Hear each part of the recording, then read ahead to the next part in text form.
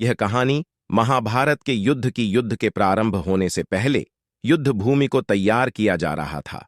कुरुक्षेत्र की भूमि को समतल बनाया जा रहा था, पेड़ों को हटाया जा रहा था। उस युद्ध भूमि का मुआयना करने के लिए एक दिन पहले निरीक्षण करने के लिए भगवान श्री कृष्ण और उनके मित्र धनुर्धर अर्जुन पहुंचे। वो मुआयना कर रहे थे, देख रहे थे तैयारी किस तरीके से चल रही है। तभी एक चिड़िया उड़ती उड़ती आई और भगवान श्री कृष्ण के पास आकर के बोली कि भगवान, मुझसे क्या गलती हो गई?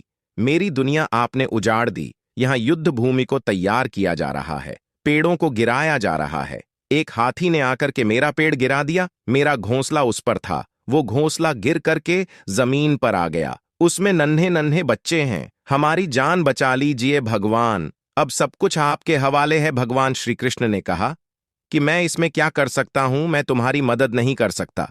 ये तो नियति का पहिया है, समय का पहिया घूमता चला जाता है, इसमें मैं क्या कर सकता हूं बताओ?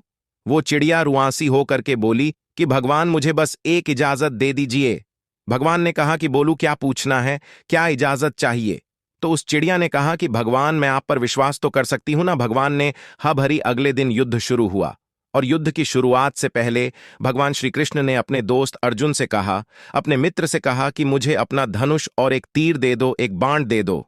अर्जुन ने अपना धनुष सौंपने से पहले पूछा कि केशव, आपने तो प्रतिज्ञा ली थी कि आप शस्त्र नहीं उठाएंगे, क्योंकि अर्जुन की भगवान को शस्त्र क्यों उठाना पड़ रहा है?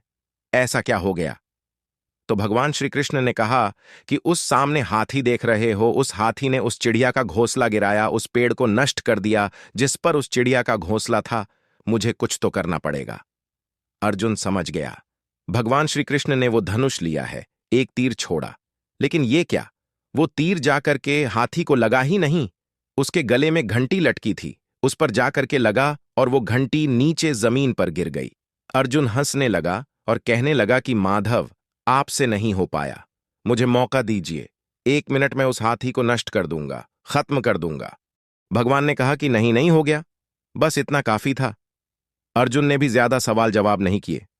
18 दिन तक युद्ध चला और उसके बाद में जब पांडवों की जीत हुई तो एक बार फिर से उस मैदान को साफ किया जा रहा था, क्योंकि काफी युद्ध के बाद में जो नुकसान हुआ था, बहुत सारा सामान गिरा पड़ा था, साफ सफाई चल रही थी। भगवान श्री कृष्ण एक बार फिर से अपने दोस्त, अपने मित्र अर्जुन के साथ में उसी भूमिका करने के लिए निकले और अर्जुन से कहा कि एक काम कीजिए, मेरे रथ से उतरिए और जाकर के नीचे वो जो घंटी रखी है उसको हटा दीजिएगा।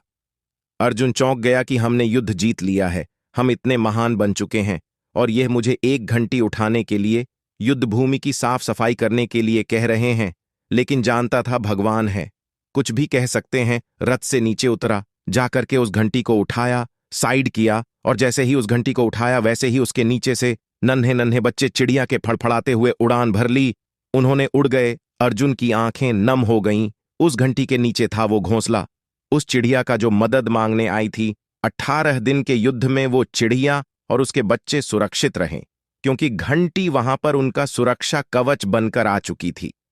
चिड़िया ने शुरुआत में सिर्फ ये कहा था कि क्या भगवान, मैं आप पर विश्वास तो कर सकती हो ना? और भगवान ने हा भरी थी।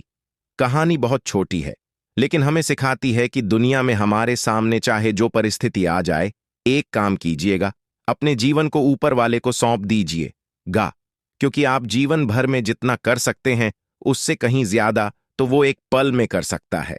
हमेशा आपसे कहता हूं कि ऊपर वाले के आशीर्वाद के साथ, अपनी सच्ची मेहनत के साथ और अपनी फैमिली के प्यार के साथ कर दिखाओ कुछ ऐसा कि दुनिया करना चाहे आपके जैसा।